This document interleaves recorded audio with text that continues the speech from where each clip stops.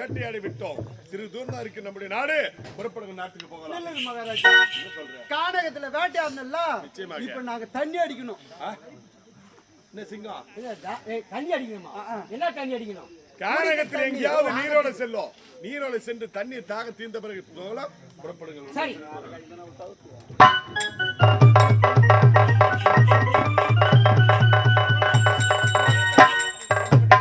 ஆசிரமம் போகலாம். ஐயா, தங்களையா இந்த கேக்க நாட்டை பரிபாலனை செய்யக்கூடிய கார்த்திகனுடைய பெயர் குடிமக்கள் குறையத்திற்கு வரவெட்டி வந்த இடத்திலே குடிமக்கள் அனைவரும் தாகத்தால் வாடிக்கொண்டிருக்காங்க. கானகத்தில் எங்கு பார்த்தாலும் நீரோட தெரியவில்லை. சிறு தண்ணி இருந்தால் கொடுக்கலாம். அவரவர் உயிர் போகிற தருவா இருக்கார்கள். என்ன இது? நான் சிவபூஜையாக ஜலம் கொண்டு போகிறேன். என் சுவாமி கோபத்திக் கொள்வாரா? சரி சரி, ஆபத்துக்கு பாவம் என்று சொல்வார்கள். ஐயா, ஒரு வர சொல்லுங்க. கொஞ்சம் கொஞ்சம் ஊத்தனா போதும்மா. ஒரு மணி சாப்பிட்டு போதும். வாங்க ஐயா. போடா.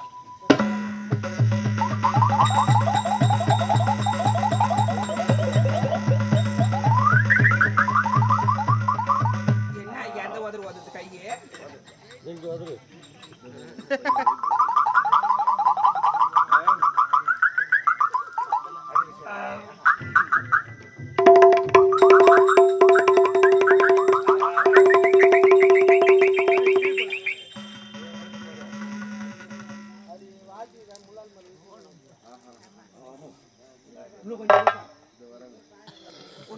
போதும் போதும் போதுமா? போதுமா? ஊட்டுக்கணும் தான் நீங்களாம் குடிச்சுக்கணும் இருப்பீங்க. ஏன் சொல்ற?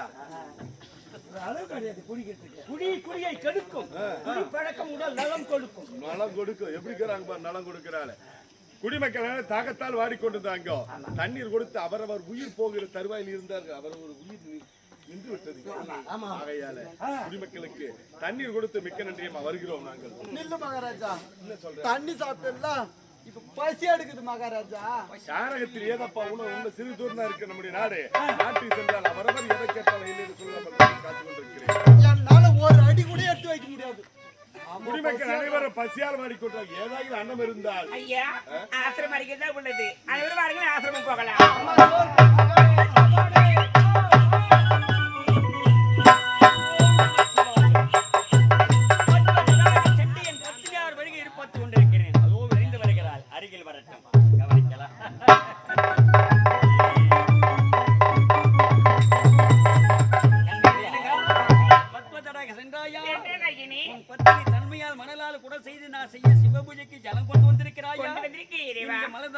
மலர்களை கொண்டு வந்திருக்கிறாயா?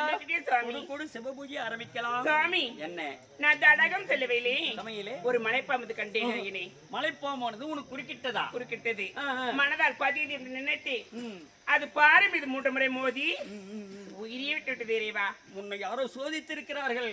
உன்னை சோதனைக்கு ஆளாக்கி இருக்கிறார்கள். அதில் நீ வெற்றி பெற்றவர்த்தாய். மனதிலே பதிய தெய்வம் நினைத்ததால் அந்த பாம்பானது தனது சிரத்தை பாறை மீது 3 முறை மோதி உயிர் விட்டு விட்டது. பெண்ணே, அந்த இடத்திற்கு பாம்படித்தான் பாறை, பாம்படித்தான் பாறை, பாம்படித்தான் பாறை. அது கிடையாது சுவாமி. நான் தடாகம் சொல்லவையிலே ஒரு நாகமானது வளைந்து வளைந்து சென்றது. மனதால் பதிந்து நினைத்து அது பின்னோக்கி மறைந்து விட்டு தெரியுமா? நாகமானது நோக்கி வந்திருக்கிறது. உன்னை பயமுறுத்துவார்க்க.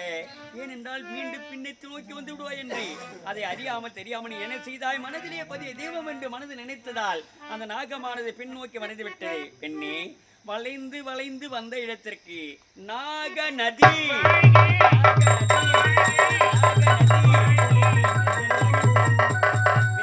அது மட்டும் கிடையாது சுவாமி. நான் ஜலம் கொண்டு ஒரு வயலே சமயத்திலே குடிமக்கள் அனைவரும் தாகத்தோடு வாழ்ந்தார்கள். அந்த ஜலத்தை அவருக்கு கொடுத்துட்டு சுவாமி என்னை மன்னித்து விடுங்களா ஆண்டவா.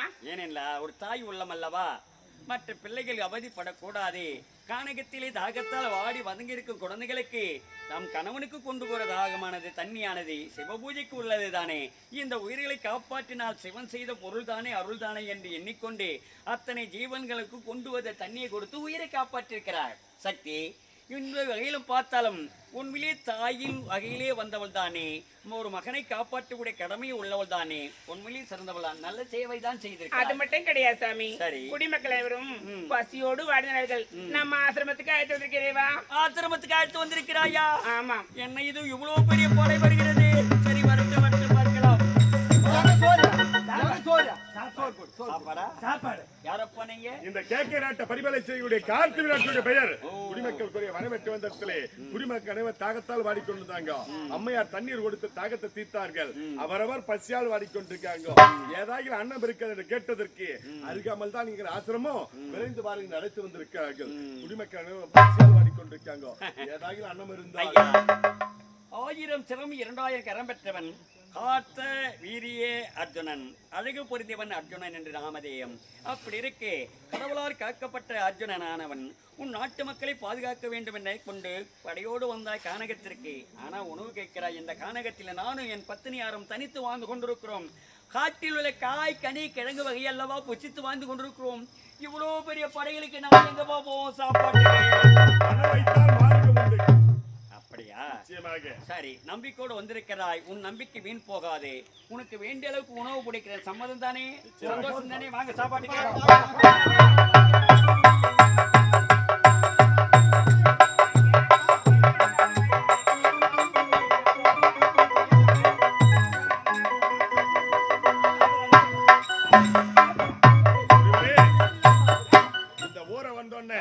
அன்பான மரியாதை, அன்பான பேச்சுவார்த்தை ஊரை எங்கேயுமே பார்த்து கிடையாது. ஐயா வீட்டுல போட்டாங்களா சாப்பாடு, தேவ அம்சத்தோர் மிஞ்சம் விட்டது. அந்த வீட்டுல பரிமாறினாங்களே தாய் எப்படி ஒரு மகனுக்கு பரிமாறினாங்களோ அது போல பரிமாறினாங்க.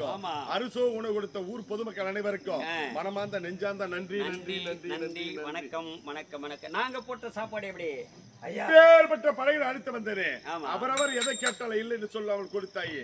இதனுடைய காரணம் மையம் என்று நான் தெரிந்து கானகத்தில் இந்த உணவானது எப்படி கிடைத்தது? இதுதான் கருத்து.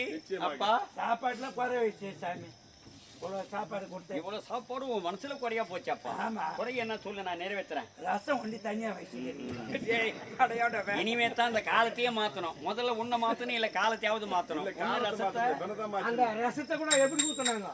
அப்படியே நின்னபடியே ஊத்துனாங்க. சரிப்பா, உங்களுக்கு சாப்பாடு தானே? இந்த உணவானது எப்போது கிடைத்தது தெரியுமா? காமதேனு பசு இருக்கிறதே, தேவ இந்த இடத்தில் இருக்கப்பட்டது. சிவபெருமான் தேவ இந்த இடத்தில் ஒப்படைக்கப்பட்டது. 33 கோடி தேவர்களுக்கு உணவளிக்க வேண்டிய காமதேனு பசு. என்னுடைய தவ வலிமையால் வாய் என்றால் வரும், போய் என்றால் போகும். வேண்டிய அளவுக்கு எப்போது எப்போ வேண்டுமானாலும் எது வேண்டுமானாலும் கொடுக்கக்கூடிய சக்தி படைத்தது. நான் கேட்டா இல்லை என்று மறுக்காது கொடுத்தது உங்களுக்கு. என்னென்ன எது எது வேண்டுமோ அப்படிலாம் படைத்தது அந்த அன்னம். இதுதான் காமதேனுடைய ரகசியம். புரியுதாப்பா?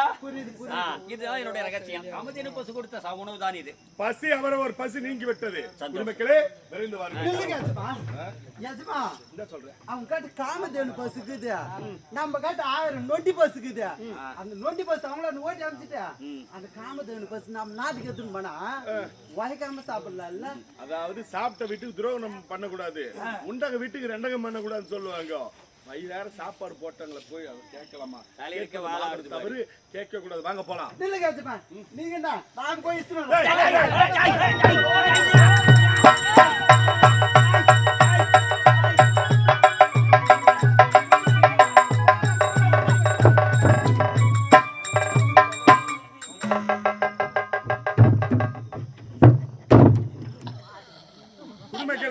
அவரவர் கை போய் கால் போய் வீரங்களே என்ன காரணம்? என்னாச்சுப்பா? என்ன நேர்ந்தது? மகாராஜா, அந்த காமதேனு பசு இசிக்கு போன பாரு, அது விண்ணோக்கி பறந்து மேல போய் நிக்குது. கட்டி இழுக்கிற தருவாய் மேல் கொண்டு சென்று கொண்டு இருக்குது. அதே போது கீழே வரல, நாங்க மட்டும் போல. உங்க 7 பிள்ளையும் கூட வந்தாங்க பாரு. உங்க 7 பிள்ளையும் இறந்து விட்டார்கள். நான் பட்ட 7 பிள்ளை இறந்து விட்டானா? டேய் குடிமலே, வனவெட்டி வந்த கானகத்தை தவித்துக் கொண்டிருந்த அனைவரும் கானகத்தில் தண்ணீர் கொடுத்து அம்மையார் தாகத்தை தீர்த்தார்கள். இருந்தாலும் குடிமக்கள் அனைவரும் பசியால் வாடிக்கொண்டிருக்காங்க. ஏதாவது அன்னம் இருக்க கேட்டதற்கு காமதேனு பசு வர வைத்து அவரை பசியை போக்கினாய். இருந்தாலும் நான் பெற்ற 7 பிள்ளை இறந்து விட்டானா? இறப்பு காரணமாக இருந்தவன் நீ. என்றைக்காவது இருந்தாலும் சரி, என்னுடைய கருத்தினால் உனக்கு இறப்பு நிச்சயம்.